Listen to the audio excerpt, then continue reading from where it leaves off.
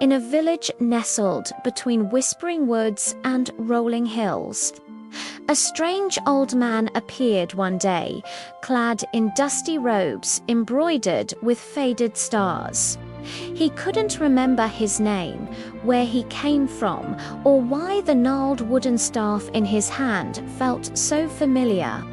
The villagers, wary of his odd appearance and vacant eyes, kept their distance. They called him the Wanderer. But for children Leo, the brave one, Maya, the kind-hearted, Sam, the ever-curious, and little Lily, who saw magic in everything, were drawn to him. They found him sitting by the river, trying to coax a spark from two stones. "Are you lost, sir?" Leo asked, stepping forward. The old man looked up, his eyes clouded with confusion. I think so," he mumbled. "I don't remember anything." Lily, clutching a wilting dandelion, stepped forward and offered it to him. "Maybe this will help," she said with a sweet smile. The old man took the flower, and as his fingers brushed against its stem, a faint golden light pulsed from his hand. The dandelion straightened up, its petals perking as if freshly picked. The children gasped. The wanderer stared at his hand, a flicker of something ancient and powerful stirring within him. He didn't know how he'd done it, but it felt right. From that day on, the four children became the old man's guides. They didn't care that he had no memories. They cared about the kindness in his heart. They led him through the village.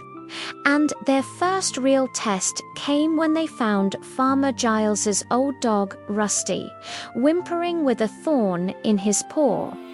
The farmer was too afraid to get close. Maya gently coaxed Rusty, while the wanderer, prompted by Sam, placed a hand near the paw.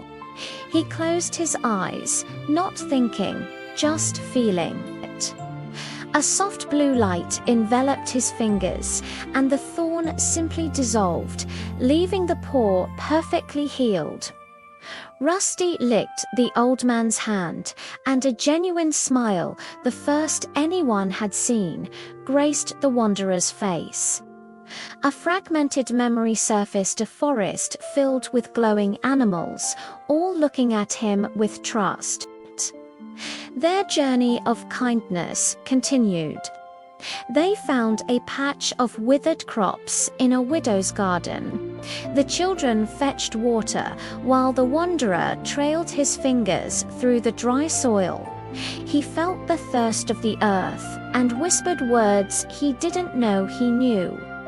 That evening, a gentle, shimmering rain fell only on that small patch of land. By morning, vibrant green shoots had pushed through the soil. The old man remembered another fragment, a vast barren desert turning into a lush oasis under his command. He recalled his name, or at least part of it, Elara. The name felt like a piece of a puzzle, a key to a locked door in his mind. One day, a storm fiercer than any the village had ever seen rolled in. Dark clouds swirled, and lightning threatened the old bell tower. The villagers panicked, huddling in their homes, but the four children ran to find Elara. "You have to do something," Leo shouted over the wind. "The bell tower will fall." Elara looked at the raging sky, fear warring with a rising sense of duty. He felt the children's hands slip into his, their unwavering faith a beacon in the storm. He raised his staff, the one that had felt like a simple walking stick, and now felt like an extension of his own arm. He didn't think about spells or incantations. He thought about protecting the children, the village, the home he had found. He slammed the staff onto the ground. A dome of crackling golden energy erupted from it, expanding to cover the entire village. The wind howled against the barrier, and lightning strikes sizzled as they hit the shield, but inside, all was calm. Eldrin poured every ounce of his reawakening strength into the shield, his face grim with concentration. The storm raged for what felt like an eternity, but Eldrin stood firm, a conduit of forgotten power. As the last of the storm clouds dissipated, the shield faded, and Eldrin collapsed, exhausted. The villagers emerged from their homes, not with fear, but with awe. They saw not a strange wanderer, but a protector. As the sun broke through the clouds, Eldrin's mind flooded with light. He remembered everything. He was Eldrin, an arch-wizard of the Whispering Woods, who had lost his memory in a magical jewel meant to protect the realm from a creeping darkness. In his flight, his magic had instinctively suppressed his identity to keep him safe. He looked at Leo, Maya, Sam, and Lily, who were rushing to his side. He realized that it wasn't a grand spell or a powerful incantation that had brought his memories back. It was the simple, pure acts of kindness. Healing a dog, nurturing a garden, comforting a child. Each act was a key that unlocked a piece of his soul. Eldrin stood up, no longer a lost wanderer, but a wizard reborn. He smiled at the children. "Thank you," he said, his voice clear and strong. "You didn't just help me find my memories, you helped me find myself."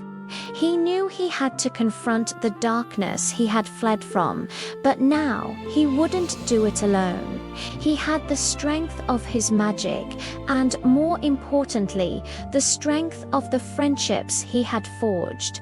The greatest magic he had rediscovered wasn't the power to move mountains or command the skies. It was the power of compassion, kindness, and the unwavering belief of a few good friends. And with them by his side, he was ready for anything. Thanks for watching. And if you enjoyed this story, don't forget to like and subscribe for more magical tales. See you next time.